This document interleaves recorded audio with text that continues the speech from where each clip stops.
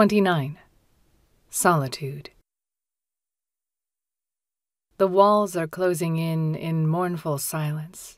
Away they chase you from your dark abode, to kingdom of the night where trees line up the streets like silent knights to keep you quiet company. Remembering the solitude of autumn that stripped the foliage their nakedness revealed, they wish to lengthen the repose of birds, but hours tiptoe by, and now, behold. Unable to endure your somber grief, they come awake and wake the birds that sing an ode to you and praise eternal life. A life that's filled with sun which often failed to cuddle and warm up your sullen soul. A life where summer breeze is like love's breath, the very love that has rejected you. The birds remember rivers springtime rise, their mighty waters flooding farms and towns, and their sad demise as floods recede, dried out by the sun, and birds can hear the sad song of the rivers that bemoan their former might when waters ran so fast, competing with wild horses' crazy dash. The rivers cry, unable to shed a tear, for happiness they once possessed.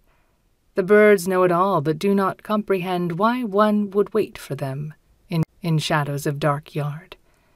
Behold, the clouds gathered in the sky and spiteful thunder cracked, to stifle muffled cry of lonely soul.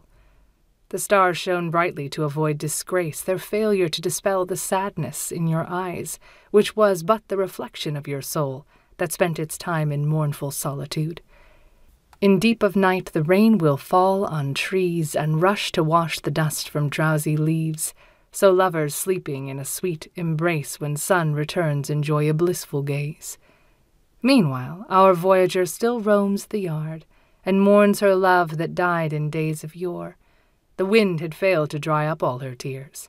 They seeped into her heart, and only he, to whom she pledged her love, could dry the tears from her tormented soul. Alas, he never came.